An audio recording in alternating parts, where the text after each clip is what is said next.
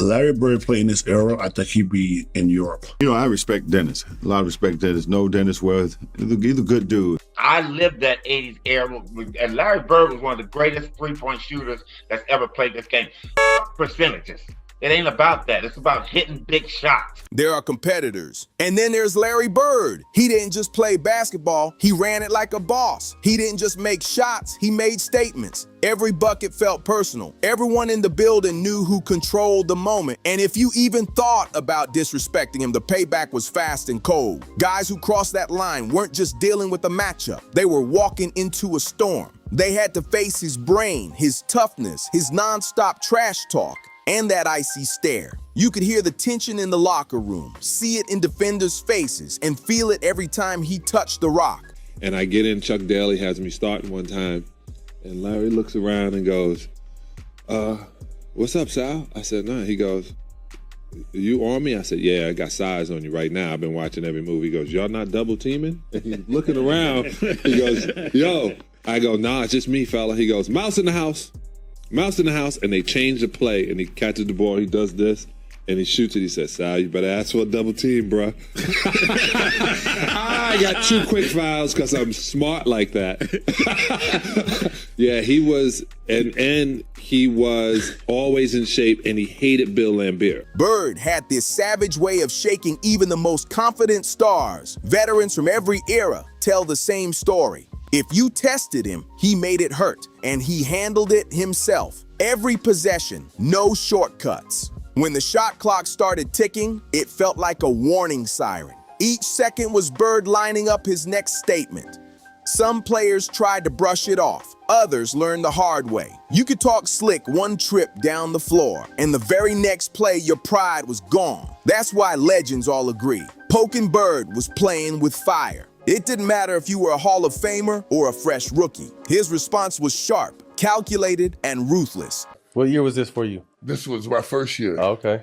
And that day, that morning they came out with a USA Today article, and it said that Larry didn't have it no more. So he came out that night to make a statement, and I was just the prime candidate to be Before the game, he told me, he was like, he just shook his head at me. He said, man, it's going to be a fucked up night for you. So what did he put up? I think he gave me 46 and 3. John Sally battled him plenty of times, but one moment stands above the rest. Bird caught it on the wing, eyes locked in, calm like he already knew the ending. Sally believed he could hold him. That confidence faded quick. Bird leaned closer and said loud enough for everyone to hear, "You got somebody else who can guard me?" The gym went quiet. Sally froze. That wasn't chatter. That was a warning shot. Bird already saw the future. He didn't waste time. One dribble, a quick fake. Sally stuck in place. Bird rose smooth and clean. Splash! Net barely moved. And the message hit harder than the shot. Never underestimate him. After the shot dropped, Bird didn't just jog back. He shook his head, flashed that sly grin, and told Sally he should have called for a double team. So we lit their ass up, and then something happened. We're sitting there, and we get back to the hotel. Rodney Rogers says something to, it's a group of them. It's Larry Bird, Magic Johnson, and everybody's shooting the shit. And Rodney Rogers said, "Hey, Larry, you ain't hit a jumper since '84.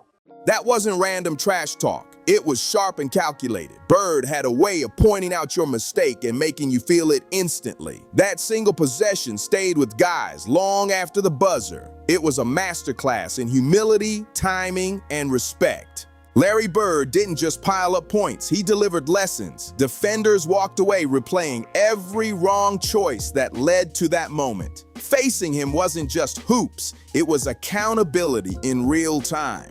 Shawn Kemp was a powerful force, but early in his career, he didn't love seeing Bird on the schedule. Right before one matchup, a magazine called Bird Washed, questioning if the Celtics legend still had it. Big mistake. Bird saw it, and that game turned personal quick.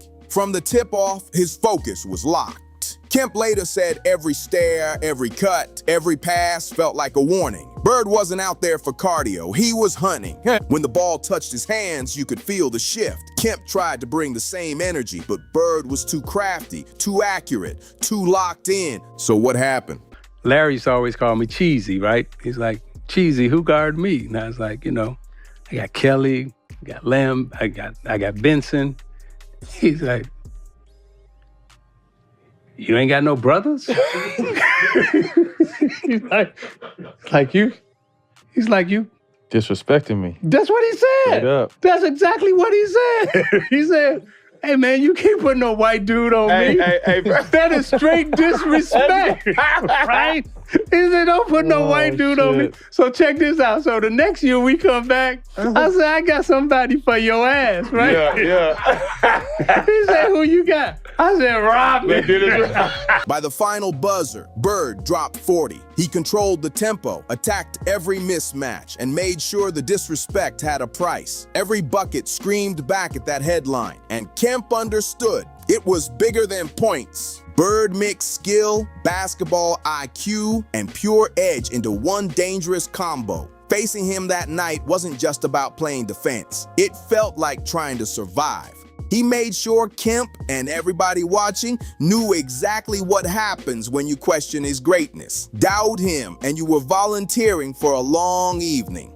And so in the jump ball circle, Larry walked through myself and Chambers, and then came back and told Chambers, I know you guarding me, and I want you to know something. There's only one man that can guard me, and that's God. Now think about that for a second. Think about the confidence and the arrogance. Jamal Mashburn remembers a dream team scrimmage that flipped into a straight lesson in respect. One teammate made a slick comment about Bird's jump shot, brushing it off like it was nothing. Mashburn didn't think much of it. Bird did. He caught every word and stored it away. Next game, class was in session. Mashburn said Bird controlled the floor like a surgeon with steady hands. Every possession had purpose. Every cut, every fake, every pass was timed perfectly. He set the tempo, spaced the floor, and decided what was about to happen before anyone else even realized it. That's next level control.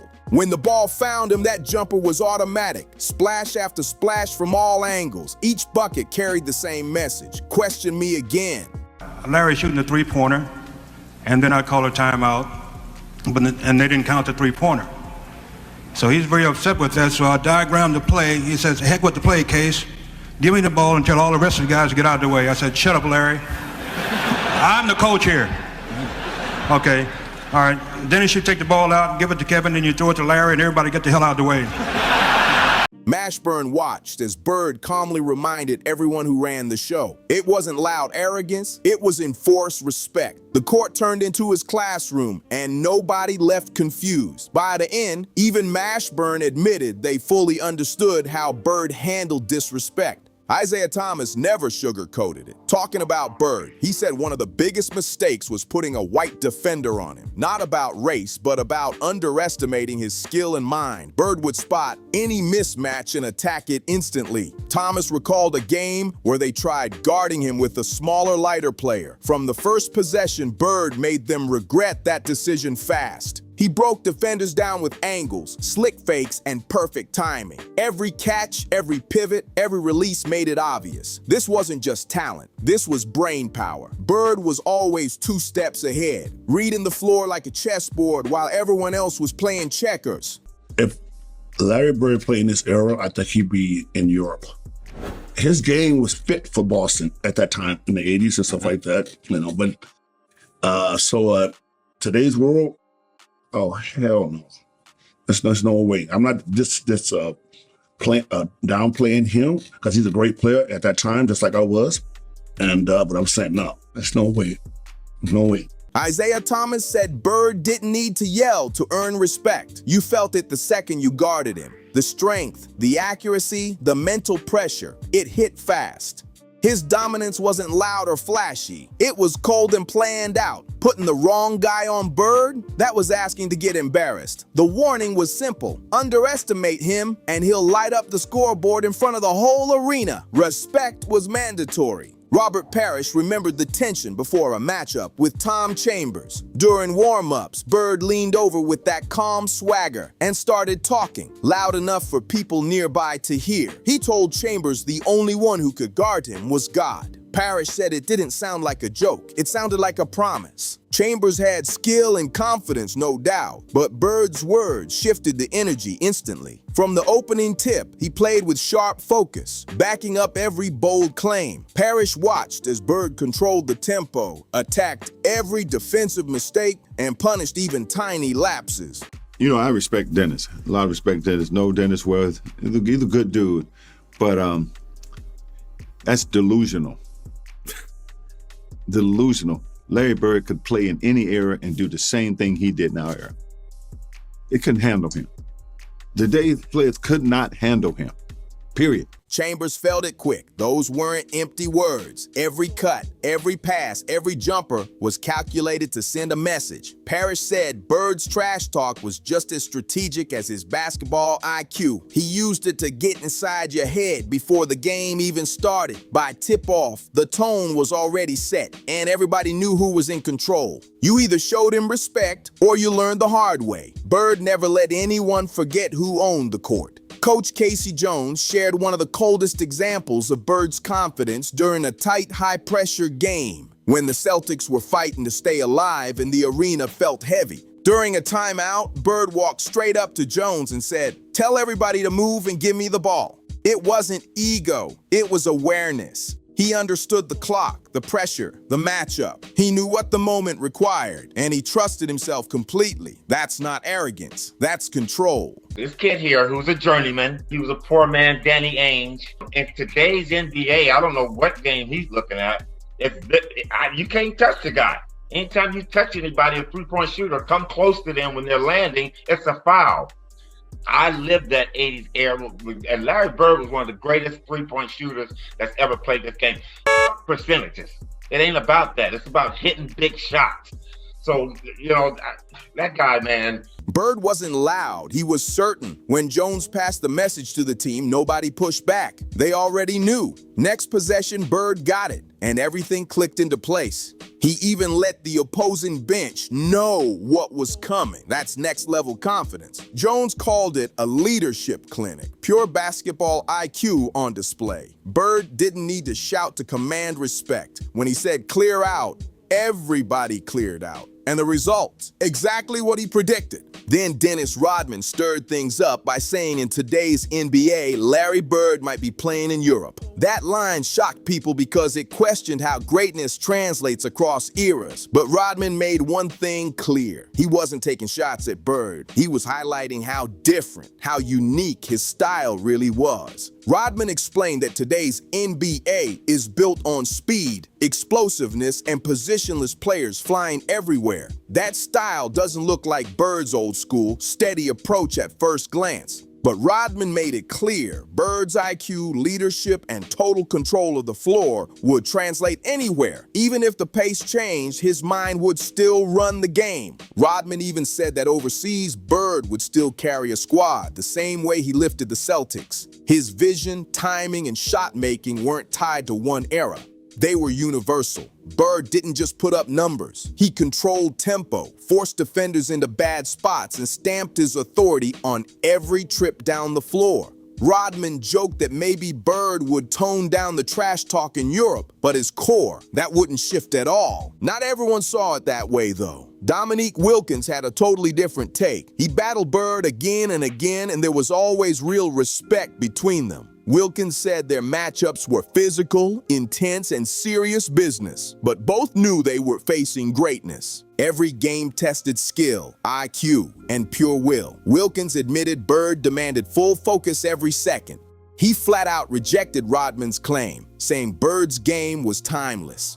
No version of basketball exists where Bird doesn't belong in the NBA. Wilkins stood firm. Bird's leadership, clutch gene, and complete skill set were built for the highest stage. Doubt him, and you'd regret it fast. Wilkins remembered how Bird could get inside your head without losing control of the play. The trash talk was sharp, strategic, and always backed by buckets. Every matchup forced Wilkins to earn everything. Every shot, every point, every possession. Playing Bird wasn't just competition. It was a test. Every matchup with Bird felt like a masterclass in respect, preparation, and how a real competitor handles pressure. Michael Cooper didn't stay quiet when he heard J.J. Redick say Larry Bird wasn't a great shooter. Cooper was heated. In his view, Redick mixed up high-volume shooting with clutch precision, and that's a big difference. Cooper even called Redick a poor man's Danny Ainge, saying he didn't fully grasp what true greatness looks like. He explained that Bird's shooting wasn't about flashy numbers or empty stats. It was about impact. Big moments, tight games, playoff pressure with elite defenders in his face. That's when Bird delivered. Every series, every final minute, every must-have bucket, Bird showed up. Cooper said that's what defines a real shooter. Not just attempts, not just percentages, results when it matters most. He broke down how Bird used footwork, IQ, and pure mental toughness to create shots most players wouldn't even try. Cooper remembered watching him calmly read the defense, square up, and bury contested jumpers like it was routine. No panic, no hesitation. For Cooper, there wasn't even an argument. Bird's shooting legacy wasn't built on spreadsheets, it was built on moments. He believed Redick's comments showed a misunderstanding of what clutch truly means. Larry Bird's legacy wasn't just skill, it was earned respect. He noticed every doubt, every side eye, every quiet jab at his game. And the response was always immediate, sharp,